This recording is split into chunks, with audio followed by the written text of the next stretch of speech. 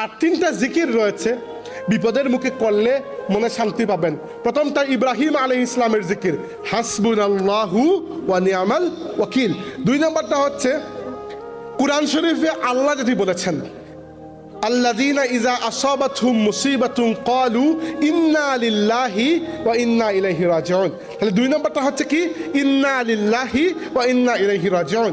আর 3 নম্বরটা হচ্ছে যেটাকে আল্লাহ নবী বলেছেন জান্নাতের নিয়ামত সমূহের মধ্যে একটা নিয়ামত আল্লাহ আমাকে দুনিয়াতে দিয়েছেন, এই নিয়ামতের নাম হচ্ছে লা হাওলা ওয়ালা কুওয়াতা ইল্লা বিল্লাহ। তাইলে বিপদ আপদ থেকে উদ্ধার পাওয়ার অনেক রাস্তা আছে, সবগুলো বললাম না, সময় শেষ। প্রথমটা বললাম 2 রাকাত নফল নামাজ পড়বেন, সেজদাটা লম্বা করে। আর 2 নম্বর হচ্ছে 3টা জিকির অধিক হারে পড়বেন যে কোনো বিপদে। প্রথমটা হচ্ছে হাসবুনাল্লাহু ওয়া নি'মাল ওয়াকিল, 2 নম্বরটা হচ্ছে ইন্না লিল্লাহি ওয়া ইন্না ইলাইহি রাজিউন, 3 নম্বরটা হচ্ছে লা হাওলা ওয়ালা কুওয়াতা ইল্লা বিল্লাহ।